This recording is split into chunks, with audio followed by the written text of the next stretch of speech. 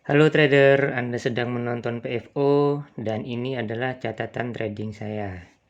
Sebelum kita mulai, silahkan melihat disclaimer berikut ini. Ingat bahwa trading itu sangat berisiko ya. Anda hari ini bisa dapat motor, besoknya bisa hilang mobil. Jadi Anda harus punya pengetahuan yang cukup sebelum terjun ke dunia trading. Oke, kita mulai. Tutup disclaimernya. Ini video rekap. Jadi kita akan mengulas yang kemarin-kemarin ya. Kemarin, ini catatannya. Oke, jadi begini. Audi USD sell, kita posisinya sell. Itu nggak nyampe 1000 poin, tetapi saya menggeser stop loss untuk safety saja, untuk keamanan, dan ternyata harganya berbalik dan stop lossnya kena tapi dalam posisi profit ya. Oke, Audi USD nggak sesuai yang kita plan ya. Oke, Audi USD nggak sesuai yang kita plan. Kemudian saya buka juga Audi buy. Ini selnya sesuai ekspektasi ya, 900 poin dari tengah-tengah 900 dapat. Tahu gitu bukanya Audi bukan Audi USD. Ya, begitulah dinamika trading. Planningnya apa, bukanya apa, yang profit apa. Ya, begitulah. Kalau udah ngeliat begini, kadang serakahnya tuh suka muncul. Coba buka semuanya ya, gila-gilaan. Uang 700 dolar buka satu lot. Kadang dulu suka begitu. Ya, kalau pas profit satu lot langsung dapat banyak sekalipun uangnya modalnya cuma 700.000. Tapi kalau posisinya salah ya langsung amblas semua, langsung ludes. Nggak jadi dapat motor, beli bakso aja nggak bisa. Ya begitulah.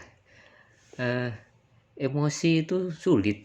Saya sendiri pengalaman itu memaintain emosi itu sampai sekarang juga masih sering kebobolan ya. Kalau soal teknis itu setahun 2 tahun habis lah kita bisa baca semua buku-buku teknis tentang forex. Tapi psikologi trading itu berkelanjutan sampai bertahun-tahun berikutnya juga masih belajar tentang psikologi trading. Wah, saya jadi kemana-mana nih. Oke, balik lagi. Rekap Audi USD, Audi Yen. Oke, Audi Yen itu sesuai dengan ekspektasi, bisa close 900 poin. Kalau 0,10 ya 90 dolar, atau kalau mau panjangin lagi sedikit bisa sampai 1000 poin, bisa 100 dolar. Tetapi ya rezeki saya cuman segini. Cuman ini harusnya tutup di berapa? Saya tutup di berapa ini? Saya tutup di Audi Audi 35 dolar. Tutup di 350 poin. Wow, menyedihkan. Itu sedikit merusak reputasi ya. Harusnya paling tidak 500 lah, 500 poin. Saya nggak dealing with below 500 points. Kaya banget. Ya, oke. Lanjut. New Zealand USD. Oke. Saya buka posisi yang berkebalikan ya. Dari sini ke sini. Saya buka di sini dan ada pullback ya. Kali ini saya dapat pullback. Oke, ini bagus. Saya dapat, tapi dapatnya kecil karena ini hari Jumat. Saya tuh sukanya itu sebenarnya buka hari Senin.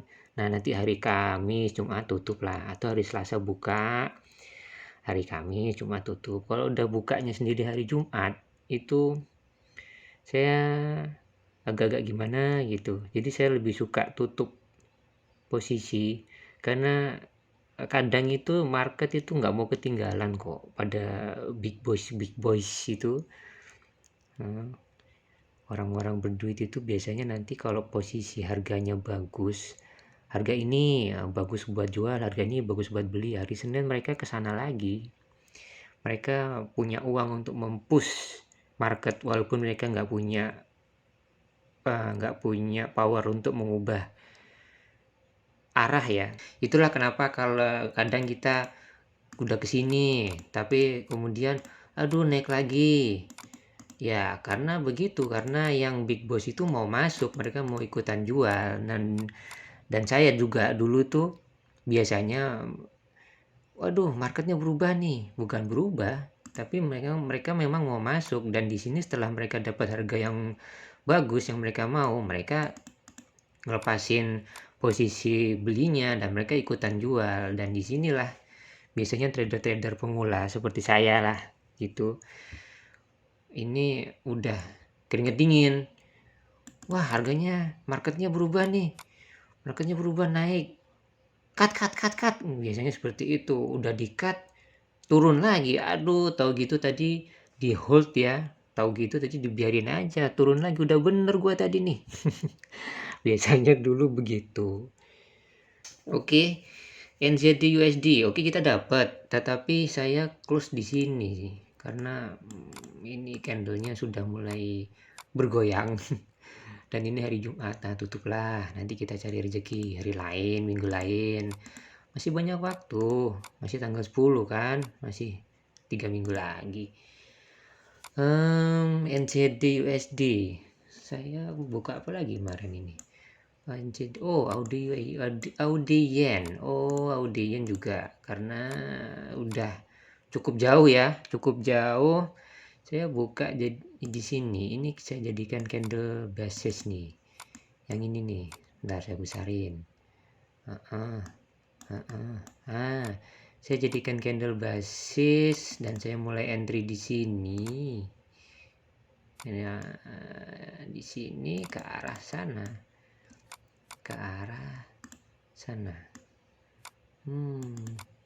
ini berapa ini?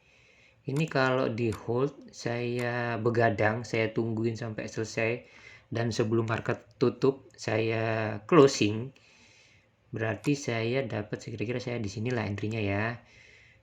Dapat 700, 750, 700 lah, 700 poin. Tapi saya enggak, seperti yang kemarin udah pernah saya bilang, saya enggak begadang. Saya bukan trader yang nungguin sampai jam 2, jam 3 pagi. Saya tutup di mana ini? Tutupnya di 82164. 164. 164. Enggak nih, enggak 164 ini. 81779. 81779. 8177. Sebentar. Di sini nggak ada kanunnya. Sebentar, saya lihat trading view aja. Lihat MetaTrader. MetaTrader itu 81779, 82164, ya benar. Oke. Di sini ya benar kok, 164. 162, 164, ya seginilah lah, kira-kira segituan. Closing, jadi saya dapat Audi USD, dapat New Zealand USD dan Audi Yen. Ini ada satu merah lagi, merahnya di Euro USD. Euro USD posisi beli 18474. Itu gimana? Beli, harganya beli dan harga ke atas, berarti ini benar. Tapi kenapa tidak menghasilkan 1.1474 entry di sini?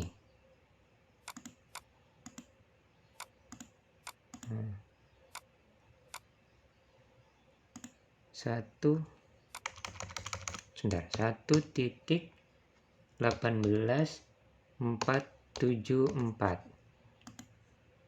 Stop lossnya di mana emang? Stop lossnya di, saya taruh stop loss untuk Euro USD 1.18314. 1.18 118.314 di WTF. Saya kena spinning bottom, apa namanya ini, spinning engulfing ya, itulah, colek sedikit ya. Candle basisnya yang keliru, candle basisnya ini mestinya. Kalau candle basisnya ini, ini kena juga kalau spreadnya mepet nih, tergantung broker Anda. Tapi candle basisnya bener dan harganya benar, arahnya benar, buy, harganya arahnya naik. Market awal-awal bulan ini nggak bisa ditinggal ya. 2 minggu ini saya sering ketinggalan nih. Ini kalau saya di depan komputer saya bisa buka posisi lagi, terus naik ke sana, buka posisi. Kalau marketnya seperti ini, pas engulfing ini aja, pas engulfing ini buka lagi ke sana, dapat paling enggak, sebentar, stop lossnya berapa dulu. Kalau nungguin pullback, setelah nggak ada engulfing, nunggu pullback paling nggak setengah candle. Kecil nih, 130, 100 ya, 130-an lah. 130 untuk 2R cuman perlu 260 atau digenepin 300 lah, itu udah 2R. Jadi kalau resikonya mana beras kemarin ya, beras ini Bruce, resikonya 30 dolar jangan kebalik. $30 dengan 300 poin saja saya sudah dapat 2R, $60.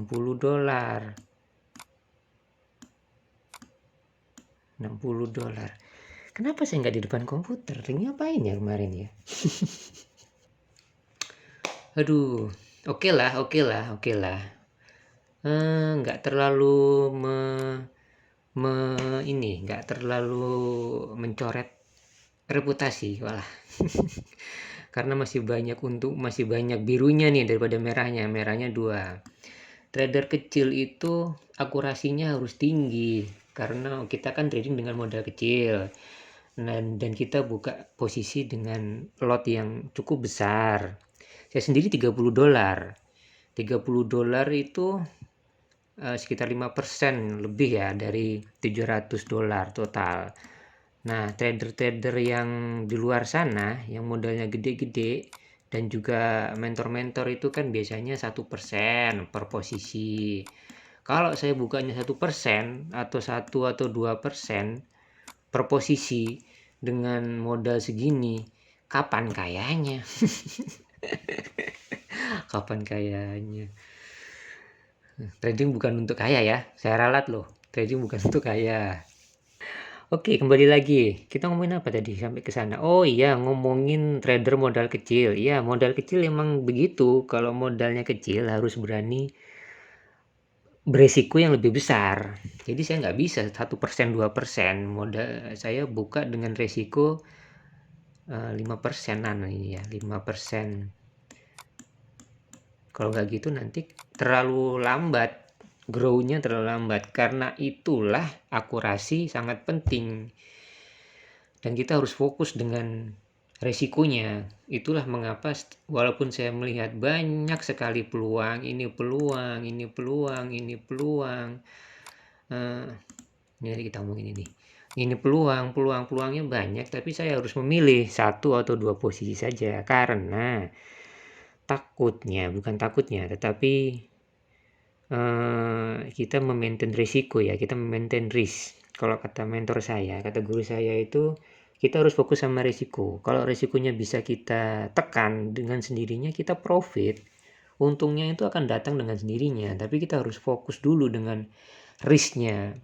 Karena itulah saya hanya mau membuka 1 atau 2 posisi. Itu harus close dulu sebelum saya buka posisi lagi. Nah, kalau peluangnya datang bersamaan, ya saya harus pilih. kita harus memilih mana yang akan kita tradingkan, mana yang kira-kira pergerakannya cepat nih, supaya cepat tutup, jadi kita bisa mengalokasikan dana untuk posisi yang lain. Oke, sekian aja video rekapnya. Sampai ketemu lagi di video berikutnya.